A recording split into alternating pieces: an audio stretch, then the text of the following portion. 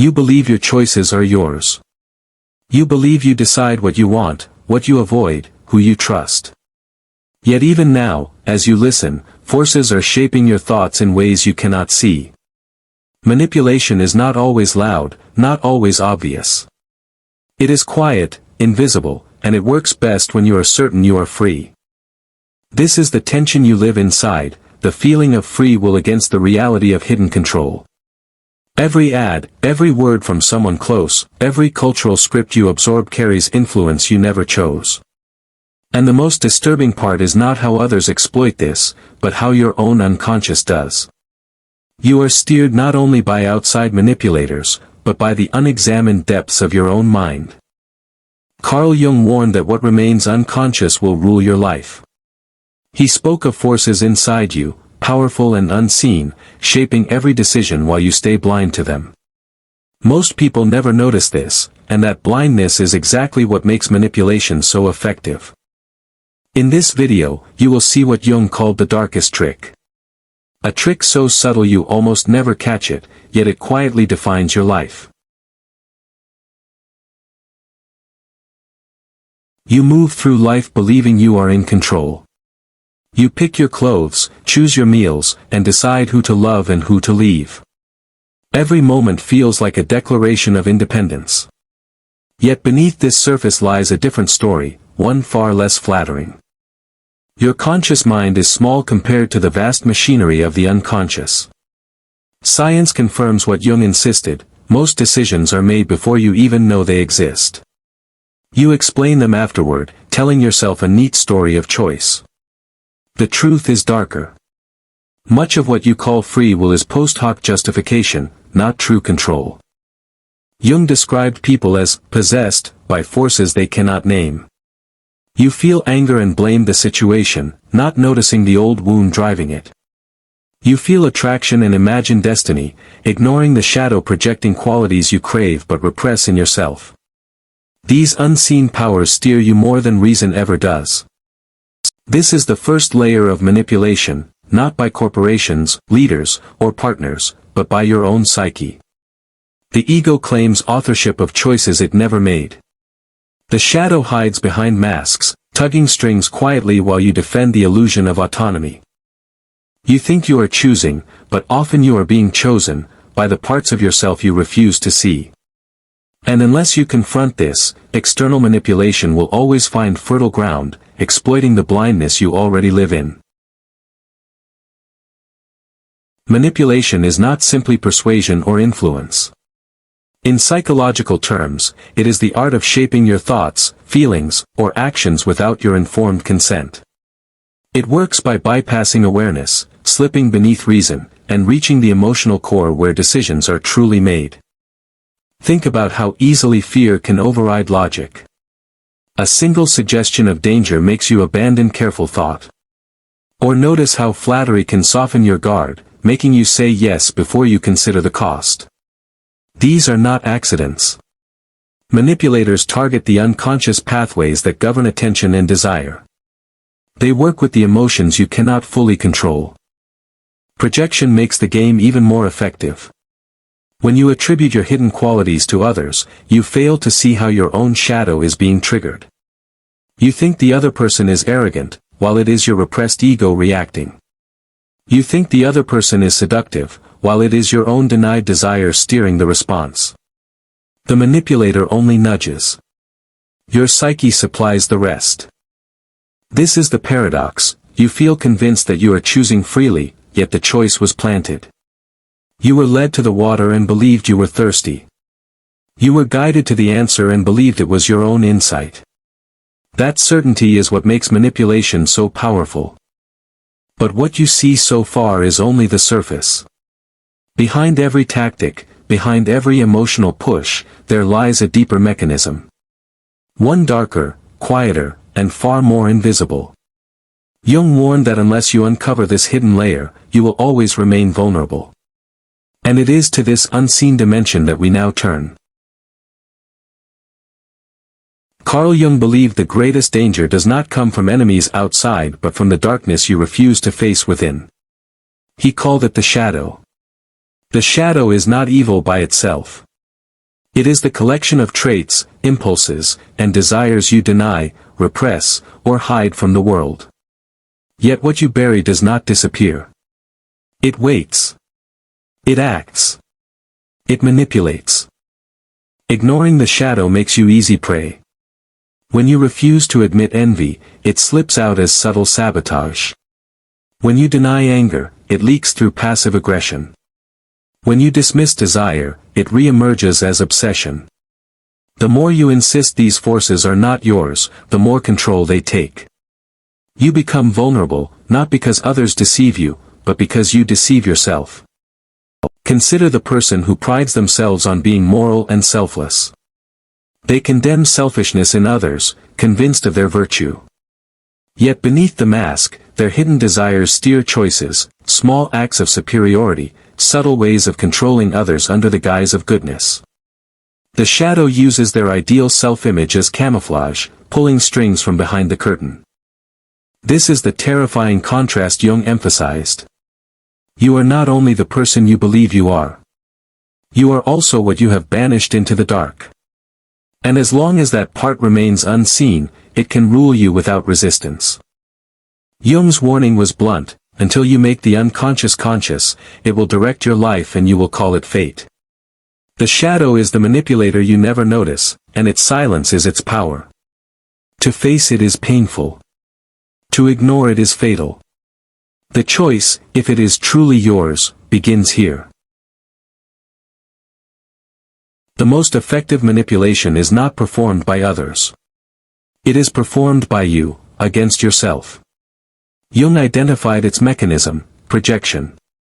Projection is the unconscious act of attributing your denied traits, feelings, or motives to someone else. You exile parts of yourself into others, and then react as if they were foreign threats.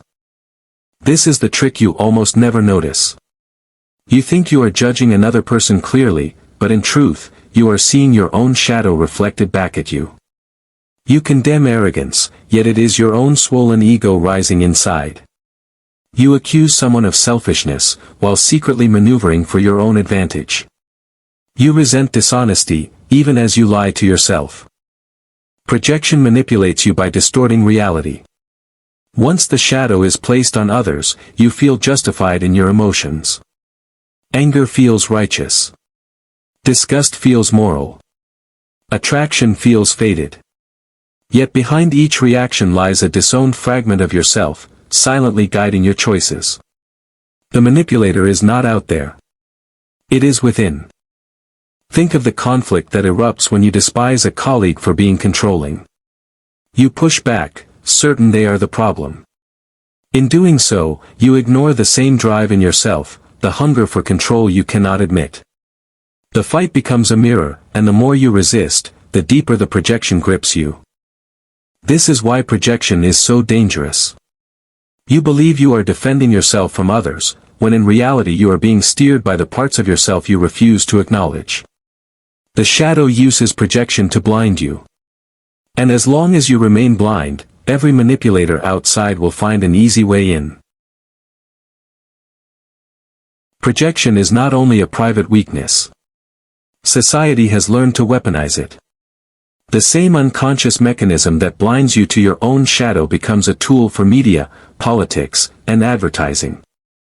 They do not need to invent your desires or fears. They only need to mirror what already lives inside you, then guide it toward their own ends. Politicians thrive on projection. They present an enemy, a figure onto whom you can unload your hidden rage and insecurity. You feel righteous, convinced the threat is real. Yet the fear was already in you, waiting to be directed. The enemy may change, but the projection remains. Advertising works the same way with desire. Products are not sold as objects but as vessels for qualities you deny in yourself. Luxury promises status, beauty promises acceptance, technology promises control. You believe you want the product, when what you truly crave is the lost part of yourself projected onto it. Media exploits both fear and desire. Narratives push you to love or hate figures who act as screens for your unconscious traits. You think you are responding to the world, but you are mostly reacting to yourself, reflected back through images carefully arranged. This is the contrast Jung would warn about. You think the manipulation is about them, the enemy, the brand, the story. But it has always been about you, and about the shadow you refuse to face. Until you recognize this, society will keep exploiting the trick you never notice. Nowhere does projection play a more dramatic role than in love. Relationships are supposed to reveal who you are, yet often they only reflect who you refuse to face.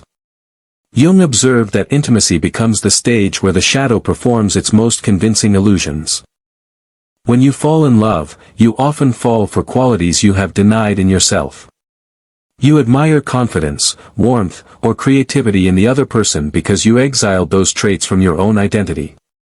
Attraction feels electric, almost magical, but much of its power comes from encountering your lost pieces in someone else. You think you have found your missing half, when in truth you are looking at your own reflection. Conflict arises from the same trick. What you cannot accept in yourself, you end up resenting in your partner. You accuse them of being selfish, while ignoring your own hunger for control. You judge them as cold, while refusing to admit your fear of vulnerability. The battles of intimacy often disguise inner wars projected outward. This is the paradox of relationships. They promise love, yet they also expose illusion. They offer connection, yet they also trigger resentment. Partners become both companions and mirrors, carrying the shadow you will not carry yourself. For Jung, relationships were never only about romance or comfort. They were arenas where the unconscious reveals itself with brutal honesty. To love another is to wrestle with your own shadow, and to decide whether you will keep projecting, or finally begin to see. If projection is the trick that binds you, then integration is the act that breaks the spell.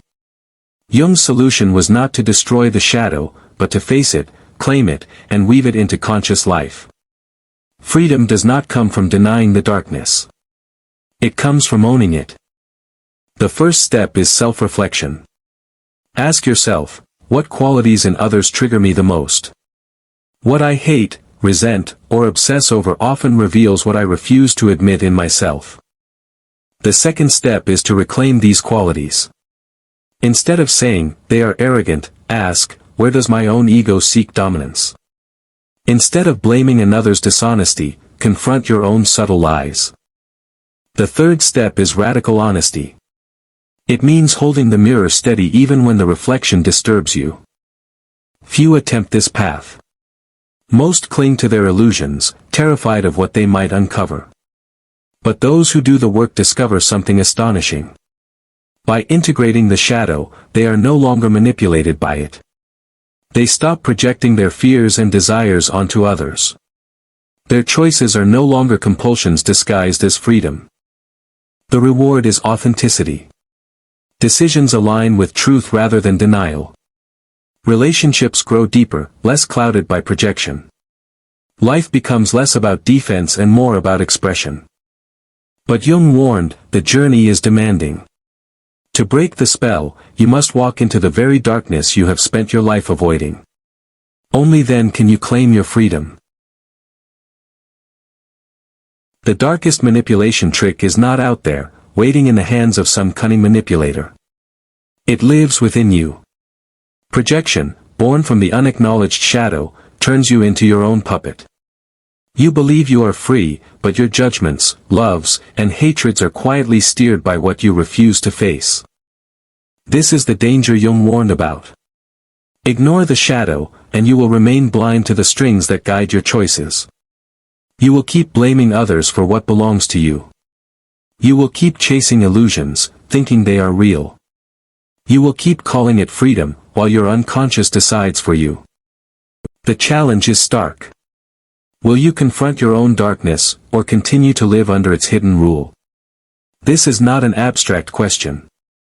It is a demand placed upon every decision you make, every relationship you enter, every judgment you cast. Jung's words cut through all excuses. Until you make the unconscious conscious, it will rule your life, and you will call it fate. The question is not whether the shadow manipulates you. It already does. The question is whether you have the courage to finally see it. The most effective manipulation is not performed by others. It is performed by you, against yourself. Jung identified its mechanism: projection. Projection is the unconscious act of attributing your denied traits, feelings, or motives to someone else. You exile parts of yourself into others, and then react as if they were foreign threats. This is the trick you almost never notice. You think you are judging another person clearly, but in truth, you are seeing your own shadow reflected back at you. You condemn arrogance, yet it is your own swollen ego rising inside. You accuse someone of selfishness, while secretly maneuvering for your own advantage. You resent dishonesty, even as you lie to yourself. Projection manipulates you by distorting reality. Once the shadow is placed on others, you feel justified in your emotions. Anger feels righteous. Disgust feels moral. Attraction feels fated. Yet behind each reaction lies a disowned fragment of yourself, silently guiding your choices. The manipulator is not out there. It is within. Think of the conflict that erupts when you despise a colleague for being controlling. You push back, certain they are the problem. In doing so, you ignore the same drive in yourself, the hunger for control you cannot admit. The fight becomes a mirror, and the more you resist, the deeper the projection grips you. This is why projection is so dangerous. You believe you are defending yourself from others, when in reality you are being steered by the parts of yourself you refuse to acknowledge. The shadow uses projection to blind you. And as long as you remain blind, every manipulator outside will find an easy way in.